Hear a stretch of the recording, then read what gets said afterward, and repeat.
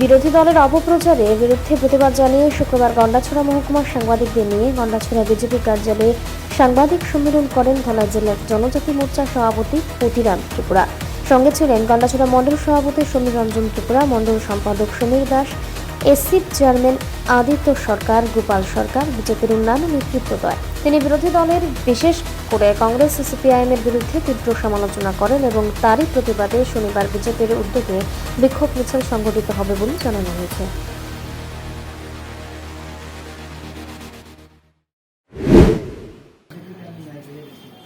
আমাদের যে ত্রিপুরা রাজ্যে সম্প্রতি লোকসভা নির্বাচন অনুষ্ঠিত হওয়ার পর এই রাজ্যের বিরোধীরা বিজেপি সরকারের বিরুদ্ধে উস্কানিমূলক ষড়যন্ত্র, অপপ্রচার, কোথাও কোথাও বিশৃঙ্খলা সৃষ্টি করার জন্যে তাদের অপপ্রয়াস চলছে।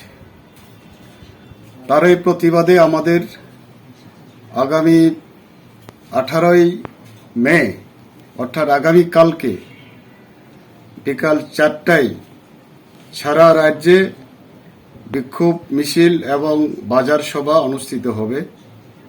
তারই অঙ্গ হিসাবে আমাদের ধলাই জেলাতে 6টি মণ্ডলে অর্থাৎ 6টি বিধানসভা নির্বাচন ক্ষেত্রে আমরা বিক্ষোভ মিছিল বা প্রতিবাদ মিছিল সংগঠিত করব।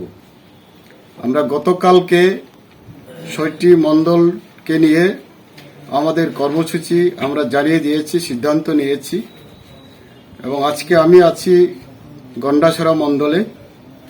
এখানেও একটা মণ্ডলের প্রস্তুতি সভা হয়েছিল, তারপরে আপনাদের সঙ্গে মিট করলাম। তো আপনারা জানেন যে বিজেপি সরকার গঠিত হওয়ার পর এই রাজ্যের বিরোধীরা মানুষকে বিভ্রান্ত করার জন্য বিভিন্ন কৌশল নিয়ে তারা মানুষের কাছে অপপ্রচার চালিয়ে যাচ্ছে। কাজ নেই, খাদ্য নেই, রাস্তাঘাট নেই, পানীয় জল নেই, ইত্যাদি ইত্যাদি প্রশ্ন তুলে জনমনে বিভ্রান্ত করার চেষ্টা চালিয়ে যাচ্ছে। আমরা দেখেছি আমাদের পরিসংখ্যানে যেটা সরকার, এই সরকার তার প্রতিবাদে আমাদের আগামীকাল সভা হবে, মিছিল হবে সারা রাজ্যের মধ্যে।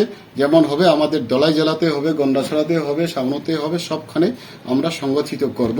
মানুষকে আমরা জানাবো যে এই 6 বছরে যা হয়েছে, বিগত 70 বছরে যা করতে পারেনি 6 বছরে বিজেপি সরকার করেছে। অনেক উন্নয়ন হয়েছে, আপনারা দেখছেন।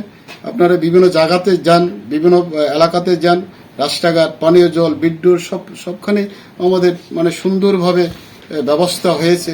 কাজে আগামী দিনে আরো যেসব বাকি আমাদের কাজ রয়েছে সেগুলি করার জন্য সরকার, রাজ্য সরকার, কেন্দ্রীয় সরকার চেষ্টা চালাবে।